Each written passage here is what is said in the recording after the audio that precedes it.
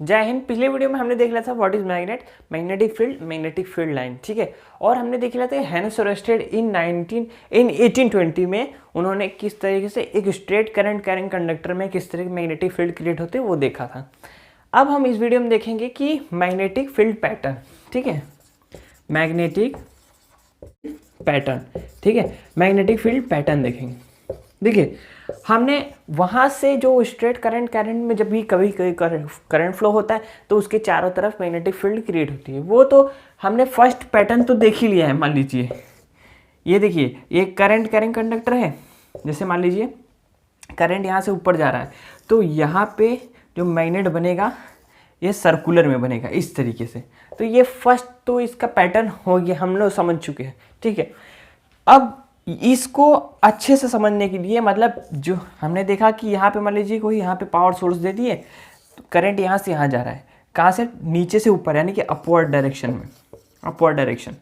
तो करंट की डायरेक्शन में पता है कि नीचे से ऊपर, लेकिन एक चीज़ याद रखना है कि अब इसी से यहाँ पे एक चीज़ और समझो, क्योंकि इसके बाद जो दूसरा पैटर्न आएगा समझने में आसानी होगी।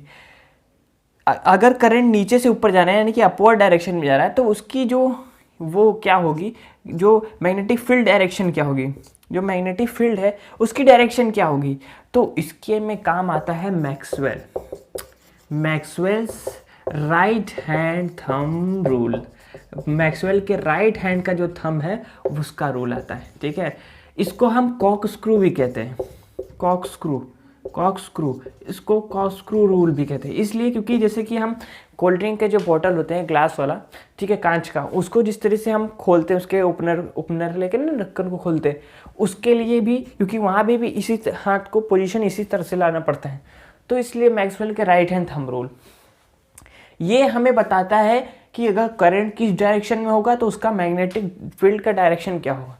जैसे आपको ऐसे क्या करना है, अपने राइट हैंड को ऐसे पोजीशन में लेना है इस तरीके से, जहाँ पे आपका जो थंब है, ये जो थंब है वो रिप्रेजेंट करेगा, वो दिखाएगा आपका क्या, करंट। और ये जो आपके चारों फिंगर है ये आपके जिस तरह से कर्व हुई है वो दिखाएगा आपके मैग्नेटिक फील्ड। जैसे कि यहाँ पे इस केस में क्या होगा कि हमने करंट की डायरेक्शन ऊपर दिया, अपवर्ड, तो देखो अंगूठा जो है थंब आपका ऊपर दिखा रहा है, तो मैग्नेटिक फील्ड किधर बन रही है, एंटी क्लॉकवाइज, इस तरीके से ऐसे बन रही है। तो यानी कि करंट ऊपर तो मैग्नेटिक फील्ड एंटी क्लॉकवाइज। एक क्लॉकवाइज होता है, एक एंटी क्लॉकवाइज। क्लॉकवाइज जो घड़ी की दिशा में चलता है, मतलब घड़ी की डायरेक्शन में, उसको क्लॉकवाइज। जो क्लॉक के विपरीत चलता है उसको एंटी, यानी कि उल्टा घड़ी जैसे चलता है, एंटी क्लॉकवाइज। तो यहाँ पे भी वो ये क्या चलेगा, उल्टा चलेगा, ऐसे ओके, उल्टा, ठीक है, जब करंट की डायरेक्शन ऊपर। और यही अगर मैं अंगूठे को नीचे कर दूं तो क्या दिखाएगा, नीचे, यानी कि करंट की डायरेक्शन को नीचे कर दूं, ये नीचे दिखा रहा है करंट, यानी कि करंट अगर नीचे की तरफ आए तो मैग्नेटिक फील्ड देखिए, ये देखिए मेरा इस तरीके से बन रहा है, मेरे चार उंगली इधर की तरफ दिखा रही है, इधर, यानी कि जो अब बनेगा ये क्लॉकवाइज। जब करंट की डायरेक्शन नीचे डाउनवर्ड होगी तो क्लॉकवाइज, जब ऊपर की तरफ होगी तो एंटी क्लॉकवाइज। ये मैक्सवेल का राइट हैंड थंब रूल है, या इसको कॉक स्क्रू भी कहते हैं, ठीक है। तो हमने फर्स्ट वाला मैग्नेटिक फील्ड पैटर्न समझ लिया, स्ट्रेट कंडक्टर में सर्कुलर के फॉर्म में होता है, ठीक है। जो सेकेंड टाइप होता है उसको भी यहीं पे समझ लेते हैं। जो सेकेंड होता है फटाफट से समझेंगे, बहुत ही आसान सा है कि circular loop, magnetic field pattern in circular loop मतलब जो लगातार गोलाई में घूमता रहे, मतलब लगातार एक कंटिन्यूअस गोला में रहे, ठीक है। यहाँ पे हमने एक पावर सोर्स से जोड़ दिया इसको,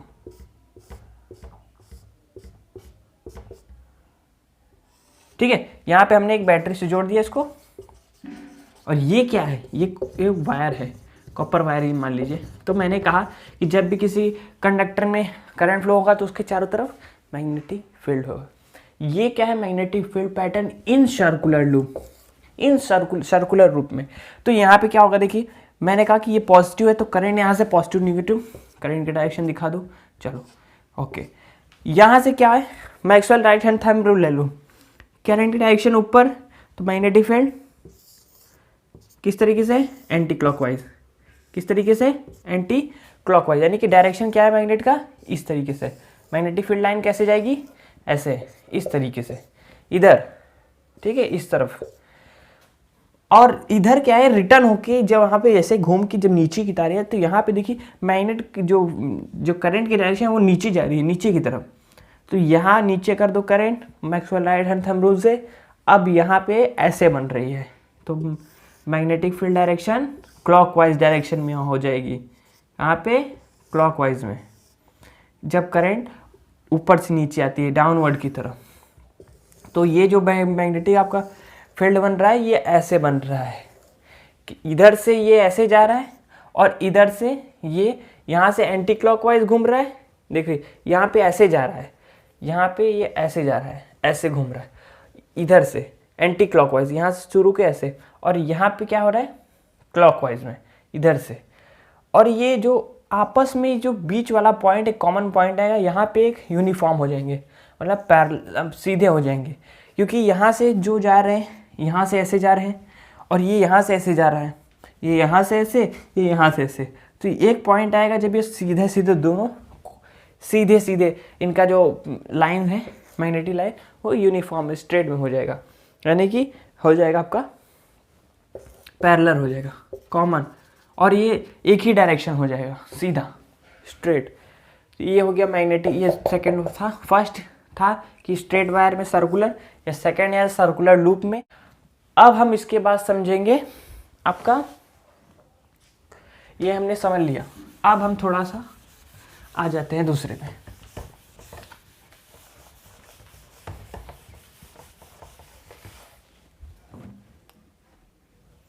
देखिए हमने अभी समझ लिया कि सर्कुलर लूप में फील्ड पैटर्न समझिए कि दो तरीके फील्ड पैटर्न आपको समझने के लिए, क्योंकि आगे की जो हैं वो समझने के लिए इसको समझना बहुत ज़रूरी था, जो आज आएगा, ठीक है। इसके बाद होता है एक clock face rule. Clock face rule, अच्छा, इसके बाद आएगा clock face rule. Clock face rule क्या है? क्लॉक फेस रूल हमें ये बताता है कि अगर हमें कैसे पता चलेगा कि अगर मैग्नेटिक की फील्ड की डायरेक्शन इस तरफ है तो उसका नॉर्थ साउथ क्या है, नॉर्थ पोल क्या है, साउथ क्या है, पोलैरिटी की बात हो रही है, ठीक है। अब मैं बता दिया कि जिस डायरेक्शन से जहाँ से निकलेगी, जैसे इसमें करंट जा रहा है इधर, करंट इधर जा रहा है, करंट इस तरफ जा रहा है, ठीक है, ऊपर की तरफ, तो मैग्नेटिक, ठीक है, इस तरफ जा रहा है ना। तो मैंने कहा कि जहाँ भी आपका करंट निकलता है, ठीक है, तो मैंने कहा क्लॉक फेज रूल से कि जहाँ से भी करंट आता है, जहाँ से आता है करंट, वो हो जाता है नॉर्थ पोल, ठीक है, जहाँ से करंट आता है, और जहाँ पे जाता है वो जाता है साउथ पोल, ठीक है, ये नॉर्थ पोल। समझ में? क्लॉक फेज फर्स्ट, ये फर्स्ट वाला है, फर्स्ट में कि यहाँ पे नॉर्थ में जो है जहाँ से करंट आएगा वो हो जाएगा नॉर्थ पोल, और जहाँ पे जाएगा वो साउथ पोल। मतलब कि जहाँ से अगर मैं अगर बात करूँ कि जहाँ पे मैग्नेटिक फील्ड जहाँ से आएगी, ठीक है, जहाँ से मैग्नेटिक फील्ड आएगी वो हो जाएगा उसका नॉर्थ पोल, और जहाँ पे मैग्नेटिक फील्ड जा रही है वहाँ पे वो तो साउथ पोल है। समझ में आया कि नहीं? इसी तरह से जहाँ से करंट जा रही है, मतलब जहाँ से आई करंट, यहाँ से, जैसे यहाँ से अगर मैं इसी बात कर लूँ कि जहाँ से करंट निकल रही है, यहाँ से मान लीजिए इस पॉइंट से, तो ये हो गया नॉर्थ पोल, और जहाँ पे जा रही है वो साउथ पोल। बस वही है, अगर करंट यहाँ से निकलती, मान लीजिए करंट यहाँ से निकल के यहाँ से आती, यहाँ से निकल के यहाँ से एंटी क्लॉकवाइज में होती करंट इधर की तरफ, तो क्योंकि ये यहाँ से निकल रही है तो नॉर्थ पोल यहाँ पे होता करंट का डायरेक्शन। जहाँ भी करंट आ रही है उसको नॉर्थ पोल, और जिस जगह से जहाँ पे जा रही है वो हो गया साउथ पोल। ये हो गया आपका कौन सा? Clock phase rule. ये फर्स्ट है, ये सेकंड। मतलब कहने का मतलब इतना दो इस पार्ट में समझाना पड़ा, क्योंकि आपको समझना है कि जहाँ से आती है वो नॉर्थ हो गया, जहाँ पे जा रही है वो साउथ पोल हो गया। बस इतना। इस चैप्टर में आपको एक और बढ़िया टॉपिक है सोलेनॉइड का। मतलब सोलेनॉइड क्या है, व्हाट इज सोलेनॉइड? तो सोलेनॉइड देखिए एक कॉइल होता है। कॉइल का मतलब जहाँ पे नंबर ऑफ टर्न्स हो, बहुत सारे वायर एक दूसरे राउंड ऐसे से घुमाकर से लपेटे गए हों, ठीक है। तो सोलेनॉइड क्या है कि a long coil containing large number of insulated copper wire. एक होता है कॉपर वायर, एक होता है इंसुलेटेड।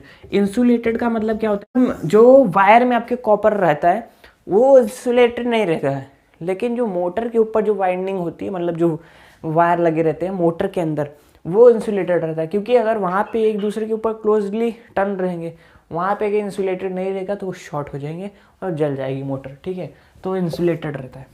यहाँ भी सोलेनॉइड एक लार्ज लॉन्ग कॉइल होता है और क्लोज टर्न रहते हैं, बहुत ही पास पास रहते हैं ऐसे सब। और यहाँ पे इंसुलेटेड कॉइल कॉपर वायर, यहाँ पे दो ऐसे दिए रहते हैं पावर सोर्स सेम ऐसे। और इसका यूज़ किस लिए किया जाता है, ये एक तरह से टेम्परेरी मैग्नेट है। टेम्परेरी मैग्नेट मतलब कि जब भी हम कभी भी अपने ऐसी जगह यूज़ करना हो जहाँ पे कुछ टाइम तक उसके अंदर मैग्नेट चाहिए, कुछ उसके बाद नहीं चाहिए, एक निश्चित समय तक या अपनी ज़रूरत के हिसाब से। अब इस जगह पे एक और आता है इलेक्ट्रोमैग्नेट।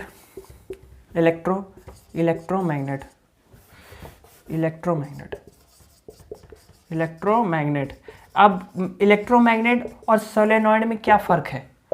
इलेक्ट्रोमैग्नेट, सोलेनॉइड केवल एक कॉइल होती है लंबी सी कॉपर वायर की, जबकि इलेक्ट्रोमैग्नेट में के इसके बीच में एक iron core, soft iron core रखा गया रहता है। सॉफ्ट आयरन कोर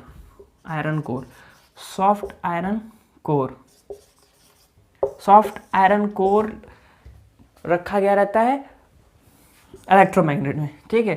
सोलेनॉइड केवल लॉन्ग कॉइल होती है कॉपर वायर की, जबकि इसके इलेक्ट्रोमैग्नेट में इस सॉफ्ट आयरन कोर के ऊपर, इस नरम लोहे के ऊपर ये कॉइल लपेटी गई होती है, उसको हम इलेक्ट्रोमैग्नेट भी कहते हैं।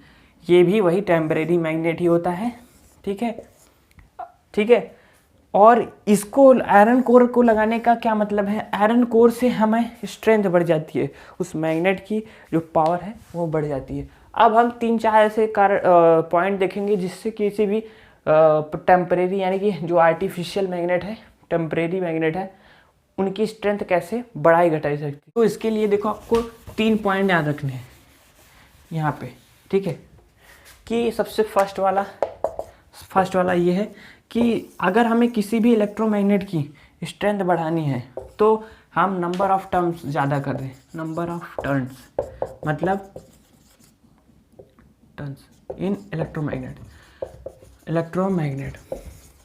मतलब जितना ज़्यादा हम नंबर ऑफ, मतलब जो कॉपर वायर पे लपेटा गया है, जितना ज़्यादा उसकी नंबर्स ऑफ टर्न ज़्यादा कर देंगे उतना पावरफुल मैग्नेट हो जाएगा, ठीक है। लेकिन वो ये सब टेम्परेरी है, मतलब जब तक इसके अंदर करंट फ्लो होगा तब तक इसके आसपास मैग्नेटिक फील्ड होगी। जैसे यहाँ पे करंट मैंने बंद कर दिया, इसका मैग्नेटिक प्रॉपर्टी खत्म हो गया, इसके अंदर मैग्नेटिक प्रॉपर्टी थी वो चली गई। और इसके ऐसे मैंने बता दिया मैग्नेटिक फील्ड ऐसे बनेगी इसका, ठीक है। और ये चीज़ याद रखना कि इसके अंदर मैं बताया था कि मैग्नेट के अंदर जो होते हैं, अंदर की तरफ अगर ये यूनिफॉर्म होते हैं, पैरेलल सब होते हैं, पैरेलल क्या होते हैं, मैग्नेटिक फील्ड होते हैं, ठीक है।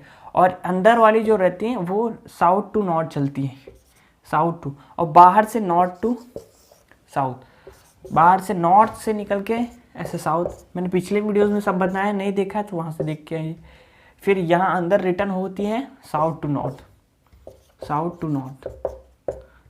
नॉर्थ, ठीक है। फर्स्ट नंबर ऑफ टर्न्स बढ़ा दीजिए मैग्नेट में, यानी कि कॉपर वायर जो उस पर लपेटा उसका नंबर से बढ़ा दीजिए तो उस इलेक्ट्रोमैग्नेट की स्ट्रेंथ बढ़ जाएगी। सेकंड कि जो इसके अंदर करंट फ्लो हो रहा है, इस इलेक्ट्रोमैग्नेट के अंदर जो करंट फ्लो हो रहा है उस करंट को बढ़ा दो। जो इसके अंदर करंट जा रहा है उसको बढ़ा दोगे तो इसकी जो मैग्नेटिक फील्ड है वो और पावरफुल हो जाएगी और ज़्यादा स्ट्रेंथ इसकी बढ़ जाएगी। समझ में? फर्स्ट नंबर ऑफ टर्न्स मतलब जितनी बार घुमाएंगे उसको, जितना ज़्यादा घूम रहेगा, ठीक है, उस पर कॉपर वायर जितना ज़्यादा रहेगा, कहने का मतलब जितना ज़्यादा कॉपर वायर लपेटा गया रहेगा, ठीक है। फर्स्ट और सेकंड करंट इन कंडक्टर, उस कंडक्टर में मतलब उस कॉइल में करंट इन कॉइल लिख दो, करंट इन कंडक्टर, उस कॉइल में कितना करंट जा रहा है, जितना ज़्यादा करंट फ्लो होगा उतना ज़्यादा मैग्नेटिक फील्ड बनेगी, उतना ज़्यादा स्ट्रेंथ उसका बढ़ जाएगा। और थर्ड होता है कि इसका सॉफ्ट आयरन कोर अच्छे मटेरियल का रहना चाहिए, ठीक है, अच्छे मटेरियल का। तो जो कोर होना चाहिए वो किस नेचर का है, उससे भी इसकी स्ट्रेंथ हम घटाई और बढ़ाई जा सकती है। अगर इसके अंदर का कोर निकाल देना तो ये सोलेनॉइड बन जाएगा, तब इसको सोलेनॉइड कहेंगे, सोलेनॉइड, क्योंकि सोलेनॉइड एक लॉन्ग कॉइल होती है कॉपर वायर की, जबकि इलेक्ट्रोमैग्नेट में इस कॉइल के ऊपर, मतलब इस सॉफ्ट आयरन कोर के ऊपर ये कॉपर वायर लपेटी गई रहती है, ठीक है। अब देखिए यहाँ पे एक पॉइंट और नोट कीजिए, बहुत इंपॉर्टेंट है कि किसी भी जो इलेक्ट्रोमैग्नेट है, किसी भी मैग्नेट का जो स्ट्रेंथ है वो उसके पोल के डिस्टेंस का भी, या जो गैप होता है, जो उसके पोल्स के डिस्टेंस होता है, गैप होता है, उस पर भी डिपेंड करता है। जैसे इस वाले मैग्नेट में, इस वाले इलेक्ट्रोमैग्नेट में, क्योंकि आप किसी बार मैग्नेट की बात करें, क्योंकि बार मैग्नेट क्या है, परमानेंट मैग्नेट है, मतलब ये जो मैग्नेट है इसका जो मैग्नेटिक प्रॉपर्टी वो हमेशा के लिए यही रहेगा। ये मैग्नेट है तो मैग्नेट ही रहेगा हमेशा, बदल नहीं, या इसकी मैग्नेटिक प्रॉपर्टी खत्म नहीं होगी, ठीक है। तो इस मैग्नेट में जो इसके पोल हैं, क्योंकि ये इतने दूर दूर हैं, लेकिन एक यू शेप्ड का मैग्नेट होता है, यू शेप, उसका स्ट्रेंथ इससे ज़्यादा होता है। क्यों? क्योंकि उसका जो पोल होते हैं वो बहुत ज़्यादा नज़दीक होते हैं, ठीक है, उसके डिस्टेंस बहुत ही कम होती है। जो यू शेप के मैग्नेट होते हैं इसलिए ज़्यादा पावरफुल माने जाते हैं इसके कंपैरिजन में जो बार वाली मैग्नेट होती है, क्योंकि इसका जो नॉर्थ है, ये नॉर्थ और ये साउथ, ये बहुत ज़्यादा, देखिए यहाँ पे क्या थे, ये दोनों इतने दूर थे, और यहाँ पे क्या किया हम लोग, इसको इसे टर्न कर यू कर दिए, तो इतने जितने डिस्टेंस इसके अंदर कम होगी उतना ये ज़्यादा मोर पावरफुल होगा, मोर पावर होगा, मोर स्ट्रेंथ होगी इसके अंदर मैग्नेटिक फील्ड की, ठीक है। तो इसके कंपेयर में यू शेप के मैग्नेट ज़्यादा पावरफुल होते हैं।